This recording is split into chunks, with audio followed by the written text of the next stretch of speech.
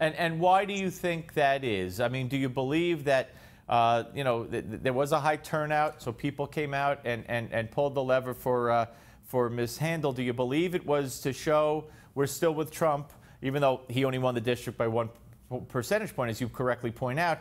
We're sick of this Russia stuff. We don't care. I mean, or you're a terrible Democratic candidate. You don't even live in the district. Or we don't like Nancy Pelosi. I heard that theory out there today. Why did it turn out the way it did, do you think? Well, you didn't hear nearly as much about Russia as you do from mainstream media reporters and analysts who all long to be the next Bob Woodward and to have that kind of net worth. But you did hear a lot about Nancy Pelosi, which was a way of arousing traditional Republican partisanship. You had a big turnout, 260,000 as against 210,000 in the same district in the 2014 off-year election. It's unusual to have a special election with such a big turnout. And I think the kind of violent criticism and acts of violence that have been committed by the left against the Republicans may have played a part there.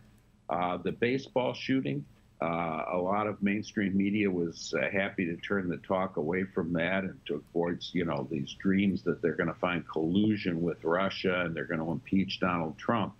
But I think that people may have taken notice of that. And of course, there have been multiple incidents of threats against Republican candidates, violent threats, far out of proportion to those that appear to be made against Democrats.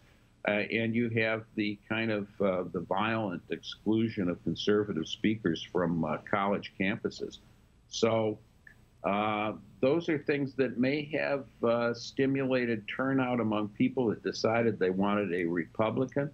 And one that was supported by people in the district. The Republicans made much of the fact that most of Ossoff's money came from out of state, that he had 3,000 donors from California as opposed to 800 from the state of Georgia. I was kind of skeptical of that. It's one country. We're free to contribute to candidates in whose districts we don't live.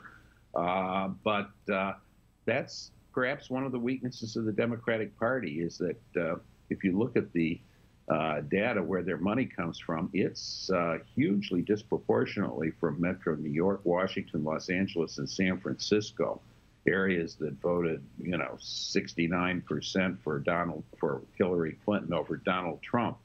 And it's being directed against in the rest of the country, which voted 49-47 for Trump over Clinton. I think that's a potential vulnerability for Democrats in many of these districts.